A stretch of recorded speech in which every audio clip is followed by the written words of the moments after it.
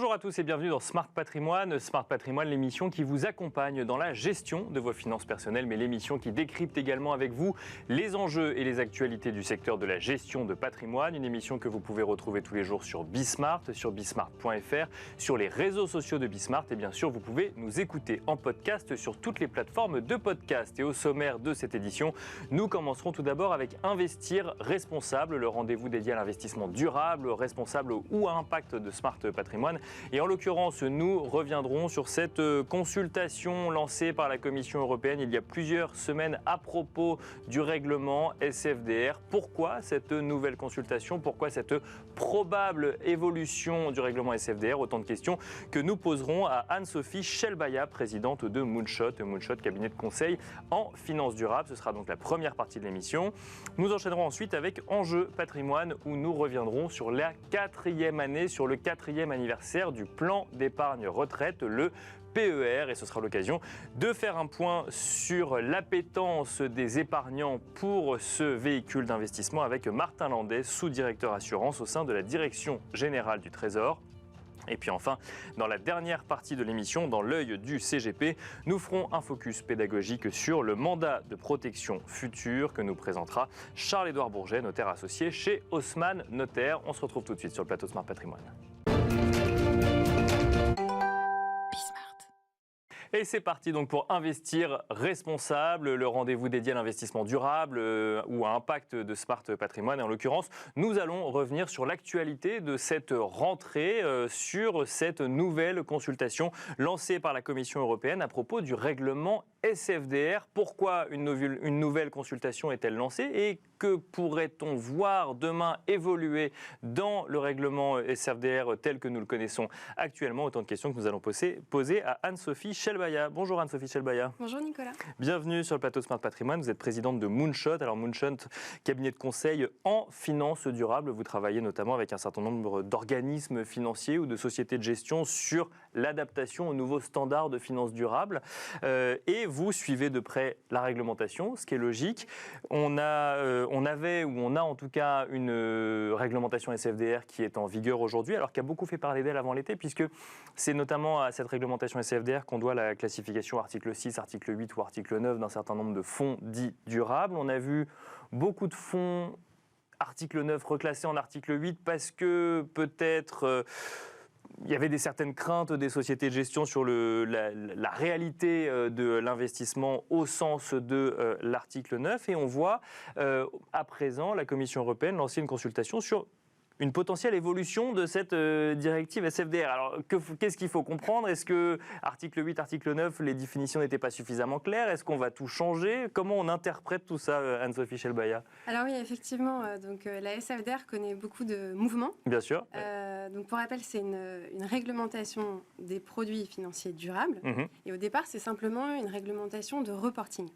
C'est pas imposé aux sociétés de gestion. Imposé aux sociétés de gestion et à tous les investisseurs donc, qui créent des produits financiers.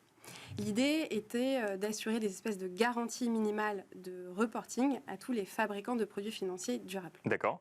Et non durables par opposition.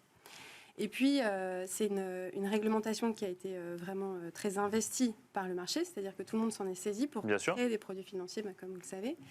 Le problème est que beaucoup de concepts qui étaient dans cette réglementation de reporting n'étaient pas suffisamment clairs, étaient imprécis, et donc ont donné lieu à des interprétations, des formes d'incertitude, et j'ai envie de dire du greenwashing malgré eux. C'est-à-dire d'accord, oui.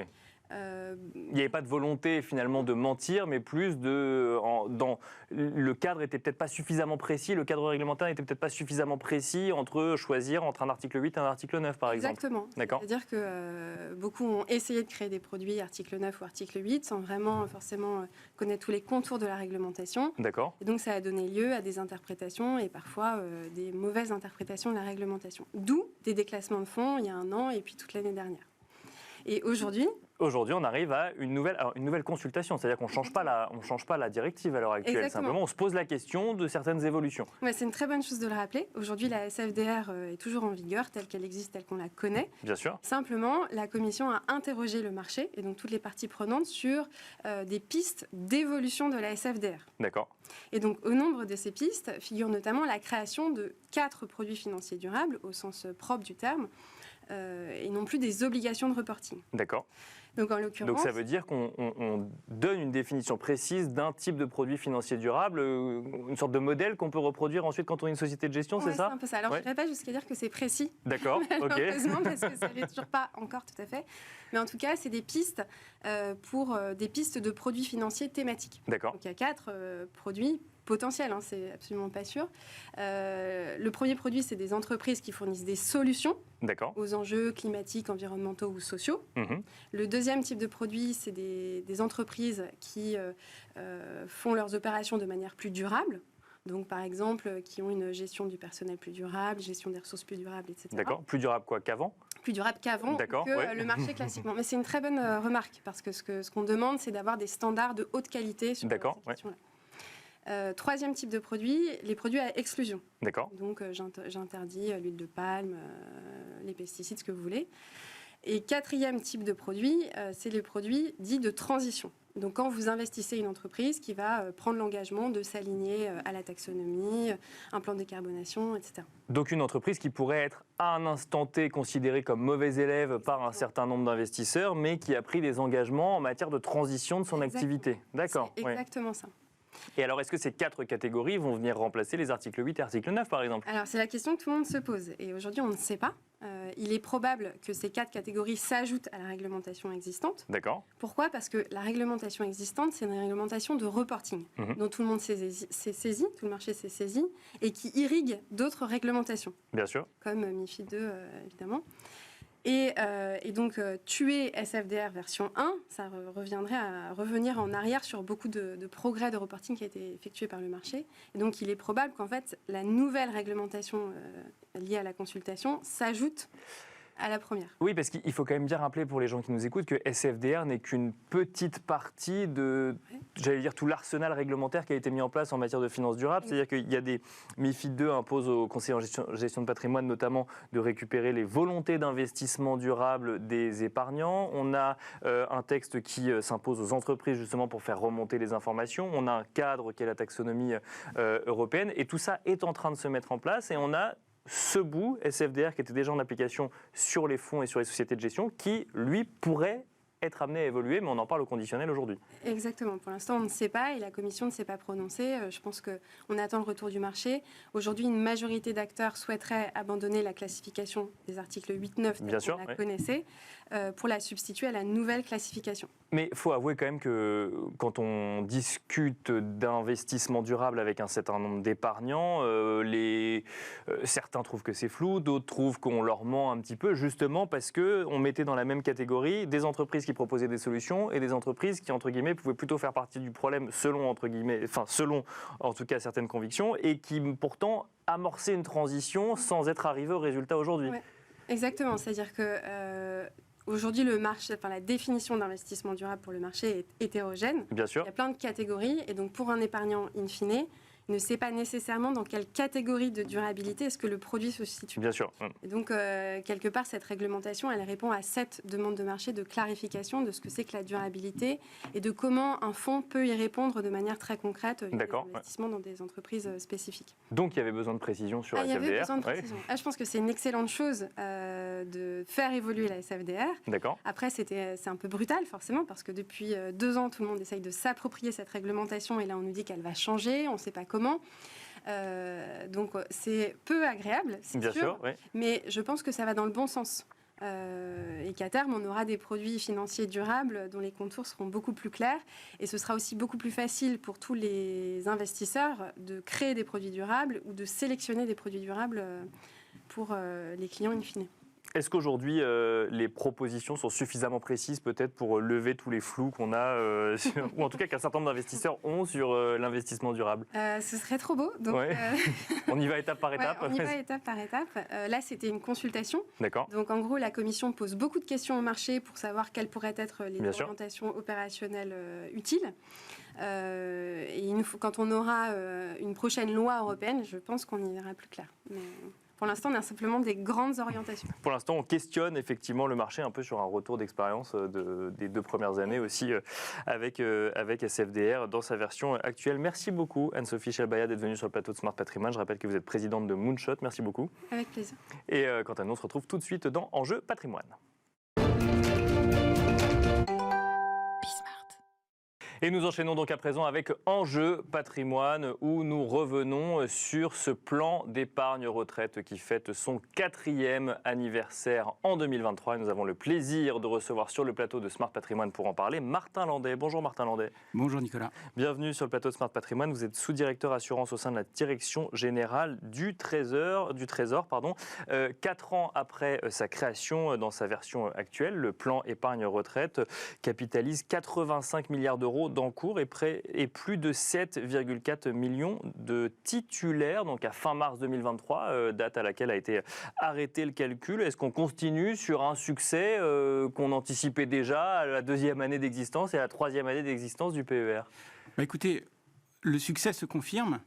Dire qu'on l'avait anticipé dès l'origine, ce serait aller un peu loin, mais en tout cas, on l'espérait fortement. Ce qu'on voit, c'est que les objectifs ont été dépassés. Je rappelle qu'on s'était fixé comme objectif à fin 2022 50 milliards d'encours et 3 millions de bénéficiaires. On voit qu'on est largement au-dessus. Et je dirais que finalement, ça montre que la loi Pacte, qui avait l'ambition de créer un choc d'attractivité pour le plan d'épargne retraite, bien sûr, ça a bien fonctionné.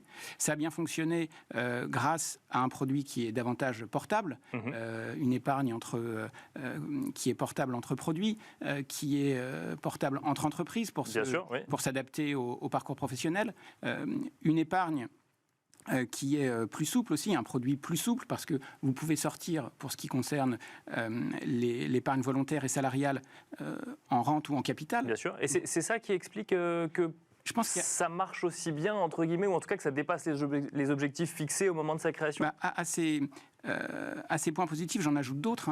Il y a notamment un produit qui est plus lisible aussi et qui est plus simple, puisque vous avez un seul PER, alors qu'auparavant, vous aviez une offre qui était éclatée avec de nombreux produits, les PERP, les Madelins, article 83, PERCO, qui étaient souvent avec des règles hétérogènes, qui étaient plus complexes. Et là, on a essayé de refondre tout ceci dans un seul produit, le PER, avec une fiscalité harmonisée, des règles de fonctionnement harmonisées, et puis aussi une épargne qui est mieux investie, parce qu'avec la gestion pilotée par horizon, vous savez, c'est-à-dire des grilles qui sont définies par défaut, avec une désensibilisation progressive de l'épargne, vous avez la possibilité d'investir davantage dans l'économie réelle, dans les PME, dans les ETI françaises et européennes notamment.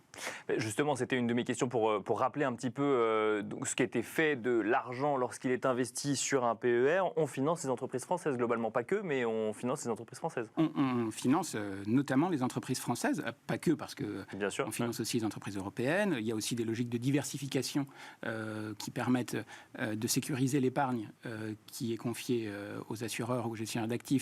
Et donc on finance aussi des entreprises ailleurs qu'en Europe, mais principalement en France et en Europe.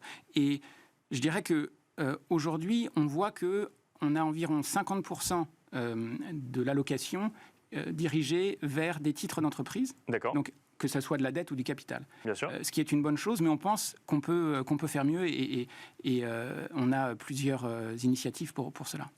Les autres 50% sont investis dans quoi, du coup, au travers d'un PER ? Dans des fonds immobiliers, par exemple, ou comme dans des contrats d'assurance vie ? Ça peut être aussi des obligations souveraines. D'accord. Ça peut être de l'infrastructure, ça peut être de l'immobilier, en effet. Voilà. Mais on a 50% effectivement donc investis dans les entreprises au moyen d'actions ou d'obligations. C'est ce qui exactement, titre de dette ou titre de capital. Est-ce que vous regardez l'âge de ceux qui souscrivent à un PER, puisque c'est une question qu'on aborde souvent dans cette émission. Alors on entend très régulièrement les experts nous disent qu'il faut dès 30 ans ouvrir un PER parce que avant ce serait un peu tôt, mais qu'ensuite plus les années passent, plus entre guillemets il tarde à ouvrir un PER. Est-ce que vous constatez par exemple que chez les jeunes ou chez les trentenaires il y a une appétence plus grande qu'auparavant sur ces produits de retraite ou pas forcément ? Si, ça on le constate. Alors c'est difficile d'avoir des chiffres très précis sur la distribution par âge démarrage des nouveaux produits. Mais du coup, si vous me permettez, ça me permet de revenir sur les différents chiffres, parce que vous avez cité le chiffre global, à la fois en termes de bénéficiaires et d'encours. Si on décompose entre les PER individuels et les PER d'entreprise, qu'ils soient collectifs ou obligatoires. Sur les PER individuels, on a plus de 50 milliards d'encours et en termes de bénéficiaires, plus de 3,2 millions de bénéficiaires. Sur les PER d'entreprise, dans les PER d'entreprise, on a quoi? On a à la fois les PER collectifs et les PER obligatoires. Bien sûr. Là aussi, la dynamique, elle est très bonne, puisque on a sur ces PER au total près de 33 milliards d'euros d'encours, avec un nombre de bénéficiaires d'environ 4,2 millions. Donc on voit des dynamiques qui sont fortes à la fois sur la partie individuelle et sur la partie entreprise. Avec, on l'imagine peut-être sur la partie individuelle, un peu plus de proactivité de la part des épargnants que sur la partie entreprise. Donc ça montre qu'on va ouvrir un PER, ou en tout cas qu'on est conseillé sur le fait d'ouvrir un PER. Exactement. Et ceci, on le voit aussi dans le taux de transfert. C'est-à-dire, quels sont dans cette masse de PER ceux qui proviennent d'anciens PER et qui ont été transférés vers ces nouveaux PER, et quelle est la part de nouveaux PER ouverts sans contrat initial. Et là-dessus, on voit quoi? On voit que dans l'ensemble, on a 70% de transformation. D'accord. Donc c'est encore la majorité, mais c'est normal, puisque vous avez aussi tous les gros contrats collectifs qui sont passés de l'ancien monde vers le nouveau. Donc ça fait la grande masse. Et sur l'individuel, on voit en revanche qu'aujourd'hui, un PER sur deux est un nouveau PER. Donc on voit quand même qu'on a changé de logique et qu'on est vraiment passé, et ça répond en partie à votre question sur est-ce que les Français ouvrent des nouveaux PER. Alors bien sûr, et ma question était aussi sur l'âge, mais on n'a peut-être pas forcément les chiffres précis, mais est-ce qu'on s'approprie ce produit et est-ce que ça devient un réflexe dans la gestion de son patrimoine, par exemple? Je pense qu'on peut très clairement dire oui. Ça vient en complément d'autres placements. Je pense que l'objectif d'Impact, c'était, on voit que l'épargne retraite est relativement peu développée en France, alors même que d'autres types d'épargne qui sont pas faites pour la retraite, comme les livrets réglementés, l'assurance vie, sont eux massivement utilisés. Et parfois utilisés pour la retraite d'ailleurs. Mais c'est ça, massivement utilisés pour la retraite, exactement. Et donc l'idée, c'était de dire, on va créer un produit adapté à la retraite qui donne cette perspective longue et qui permet aussi, quand on est du côté financement de l'économie, d'avoir un financement de l'économie plus dynamique, parce que vous avez un horizon plus éloigné et donc vous pouvez vous permettre de prendre davantage de risques. Je reviens sur ma question, qu'est-ce qu'on finance quand on investit donc au travers d'un PER? Alors bien sûr, après on fait un choix d'allocation d'actifs, chacun fait ses choix en âme et conscience. Pour autant, quand on voit des questionnements au niveau réglementaire en matière d'investissement durable, quand on voit des questionnements des épargnants de plus en plus conséquents sur le sujet de l'investissement durable ou responsable, est-ce que quand on travaille à l'évolution du PER, on réfléchit à ces sujets-là également? Oui, bien sûr, on réfléchit à ces sujets-là qui s'inscrivent dans une logique plus globale. Dans le cadre du projet de loi Industrie verte qui est porté par le ministre de l'économie et des finances, qui est en cours de discussion au Parlement avec une commission mixte paritaire qui arrive bientôt, et donc une version, on espère, définitive également, on a travaillé sur la question des labels, et notamment des labels environnementaux. Bien sûr. Ce qu'on fait aussi pour essayer de consolider le succès du PER, c'est de travailler, comme je disais, à ce qu'il finance davantage l'économie réelle. D'accord.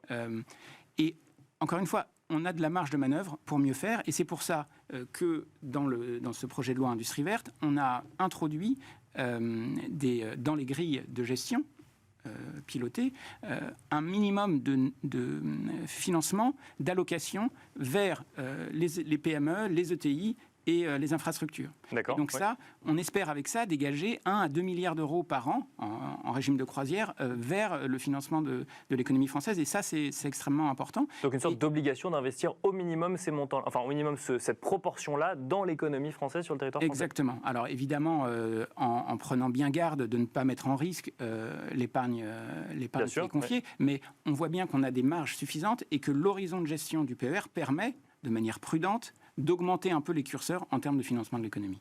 Et sur les sujets donc, de durabilité, donc ça revient à cette idée de, avec cette loi donc, industrie verte, ce projet de loi industrie verte, d'accompagner les entreprises plutôt que de mettre des contraintes au moment de l'investissement au sein d'un véhicule comme le PER.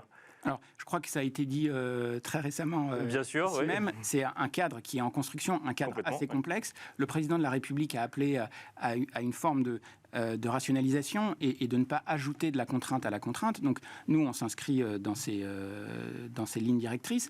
Il y a, on le voit, une appétence forte des épargnants pour de l'investissement durable. Et donc, l'idée, c'est comment on canalise bien ça, comment on fait en sorte que l'offre rencontre bien la demande sur ces produits. Pour finir, Martin Landais, un mot sur les services que vous proposez autour du PER. C'est vrai que, alors, on en parle souvent dans cette émission, donc on a l'impression que les choses sont claires. Pour certains, elles peuvent être un petit peu plus complexes quand il s'agit d'ouvrir un contrat d'épargne retraite. Vers qui on se tourne dans ces cas-là ? Alors, pour ouvrir un contrat d'épargne retraite, soit c'est un contrat d'entreprise et c'est au sein de l'entreprise. Bien sûr. Quand il est obligatoire, la décision est prise. Quand il est volontaire, c'est à l'épargnant de voir si ça rentre dans ses projets et Bien sûr, si ça complète une épargne qu'il a déjà à sa main. Et puis, quand c'est individuel, c'est en fonction aussi des services, c'est en fonction de l'épargne qu'il a déjà mis au service du projet de retraite et ceci rejoint la discussion qu'on avait avant. Moi, je voudrais peut-être dire un mot sur un service qui a été lancé il y a 1 an, et dont on avait parlé sur ce plateau d'ailleurs il y a 1 an, qui s'appelle Mes contrats d'épargne retraite, qui vise à lutter contre les contrats en déshérence, parce qu'il existe encore dans beaucoup de cas des situations où les bénéficiaires ne savent pas qu'ils ont un contrat d'épargne retraite qui a été ouvert, par exemple, dans le cadre d'une entreprise, et ils ont changé d'entreprise, et ils ne savent pas qu'ils en bénéficient. Et donc les titulaires, pas forcément les titulaires des contrats, ou les bénéficiaires aussi. Les titulaires ou les bénéficiaires ne savent pas qu'un contrat a été ouvert à leur nom. Quand c'est une épargne individuelle, vous le savez. Bien sûr. Mais ce n'est pas toujours vous qui l'ouvrez pour vous-même. Ça veut dire qu'on se retrouve avec des épargnants qui auraient eu, par exemple, un contrat Madelin qui aurait été ouvert par une entreprise ou autre, et que derrière, au moment de l'uniformisation, on aurait un petit peu oublié qu'on avait ce type de contrat. Voilà, alors les Madelins, c'est pour les... Et bien sûr, oui, c'était un exemple que je donnais, mais c'est effectivement... Mais oui, c'est ça. Et donc, ce qu'on a fait avec cette plateforme, dans le fil de la loi dite Labaronne de février 2021, qui visait à lutter contre la déshérence dans les contrats d'épargne, c'est de faire un service où vous recensez tous les contrats existants. Et donc là, il y a déjà près de 16 millions de contrats qui sont recensés, dont les bénéficiaires sont identifiés sur la plateforme, et que vous pouvez interroger pour savoir si vous êtes bénéficiaire d'un contrat. Et là, ce qu'on voit, c'est qu'entre janvier et septembre de cette année, on a eu 2,7 millions de consultations de la plateforme qui ont été effectuées. Voilà. Et donc ça fait des bonnes surprises pour un certain nombre de bénéficiaires. Dans 20% des cas, effectivement, il y avait une bonne surprise. Alors, je ne dis pas que c'est le cas général, mais en tout cas, ça montre qu'on est en train d'essayer de mettre fin à ce phénomène de déshérence qui est effectivement contre-productif pour tous. Donc, rendez-vous sur la plateforme Mes contrats retraite, c'est ça ? Exactement. Mes contrats retraite, pour vérifier s'il n'y a pas un contrat retraite à votre nom en déshérence. Merci beaucoup, Martin Landais, d'être venu sur le plateau de Smart Patrimoine pour les 4 ans du plan épargne retraite. Je rappelle que vous êtes sous-directeur assurance au sein de la Direction Générale du Trésor. Merci beaucoup. Et quant à nous, on se retrouve tout de suite dans l'œil du CGP.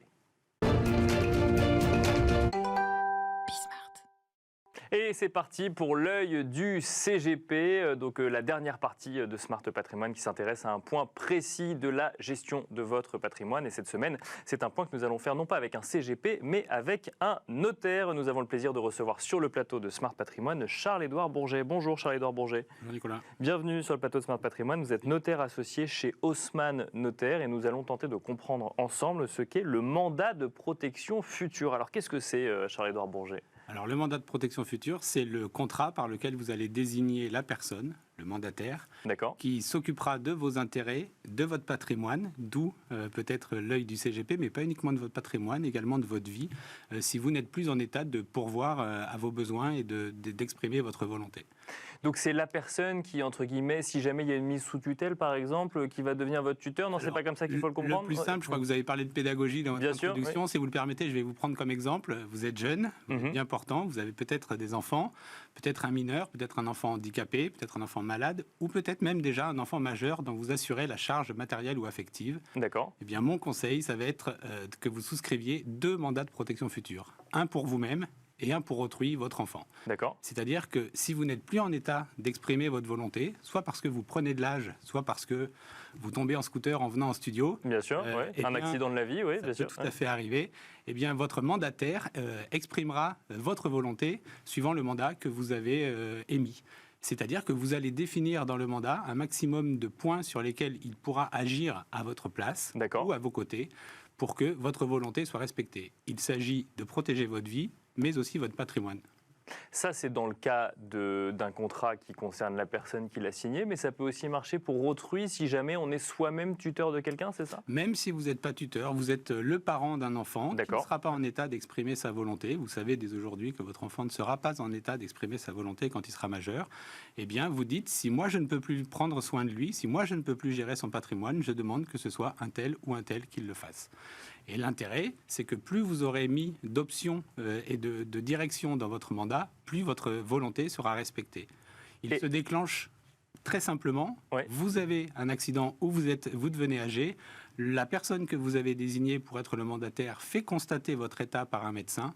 Et le mandat prend ses effets tout de suite. Donc il y a quand même une visite médicale qui détermine qu'on n'est plus en mesure de prendre les décisions de manière éclairée, c'est ça? Tout à fait. Pour autant, vous ne perdez pas votre capacité juridique.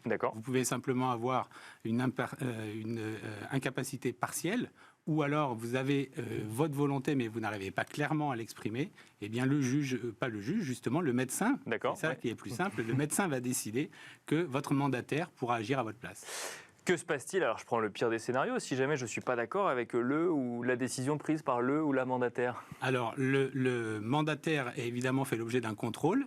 Si le mandat a été donné par acte authentique, par acte notarié, le contrôle se fait annuellement par le notaire. Nous nous assurons de la bonne gestion, un compte de gestion avec les dépenses et les recettes.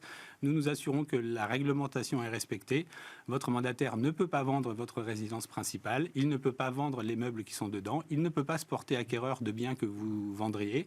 Et donc, nous nous assurons de ça. Si ça n'est pas le cas, nous saisissons le tribunal pour que sa responsabilité soit engagée. Vous mentionnez notamment les directions qu'on peut mettre dans un contrat comme celui-là, ou les options. Ça veut dire qu'on peut encadrer le champ des possibles qui sera ensuite laissé au mandataire? Exactement. Si vous faites un mandat sous seing privé, vous pouvez agir de manière à ce que votre mandataire puisse faire des actes d'administration ou de gestion, qui pourra vendre une petite partie de votre patrimoine, mais très simplement pour subvenir à vos besoins.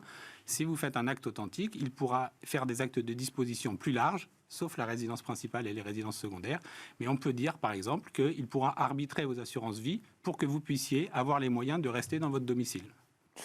Est-ce que c'est différent d'une mise sous tutelle ou curatelle, comme j'en donnais l'exemple tout à l'heure? Alors oui. D'abord c'est plus rapide, parce que c'est simplement une décision médicale. C'est plus léger, puisque vous ne perdez pas, vous, votre capacité juridique. Et si, après votre accident de moto ou malgré votre âge, vous retrouvez la capacité de vous exprimer, eh bien le mandat prendra fin automatiquement. Et ça se fait devant un notaire? Ça se fait soit par acte sous seing privé, soit devant notaire. Si ce qui concerne votre enfant, il faut nécessairement que ce soit fait par acte authentique. Mais le mandat en nom personnel et pour soi-même peut être fait par acte sous seing privé. Simplement, le fait de le faire par acte authentique permet de donner plus de pouvoir au mandataire. Et de contrôler le cas échéant également. Le contrôle sera effectué par le notaire. Merci beaucoup, Charles-Édouard Bourget, d'être venu nous décrypter le mandat de protection future dans l'œil du CGP. Je rappelle que vous êtes notaire associé chez Haussmann Notaire. Merci beaucoup. Merci à vous. Et quant à nous, on se retrouve très vite sur Bismart.